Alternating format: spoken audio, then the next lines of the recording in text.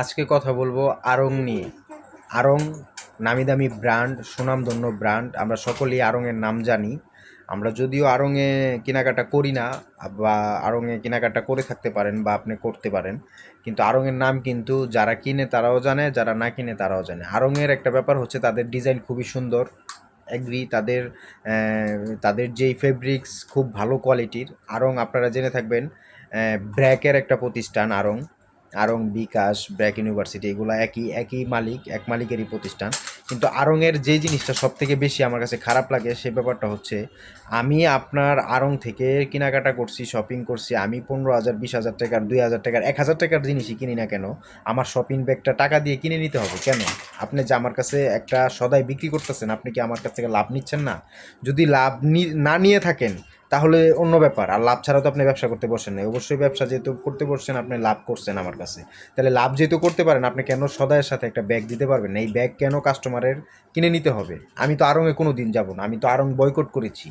আমাদের উচিত আপনাদের সকলের আড়ং বয়কট করা। আর যদি আজকে বয়কট না করতে পারেন, তাহলে অন্যান্য যত ব্র্যান্ড আছে সবাই কয়দিন পরে আপনাদের কাছে ব্যাগ, শপিং ব্যাগ এগুলো বিক্রি করা শুরু করে দিবে আড়ংয়ের মতো, ঠিক আছে? এই জন্য এখন থেকেই আড়ং বয়কট করুন।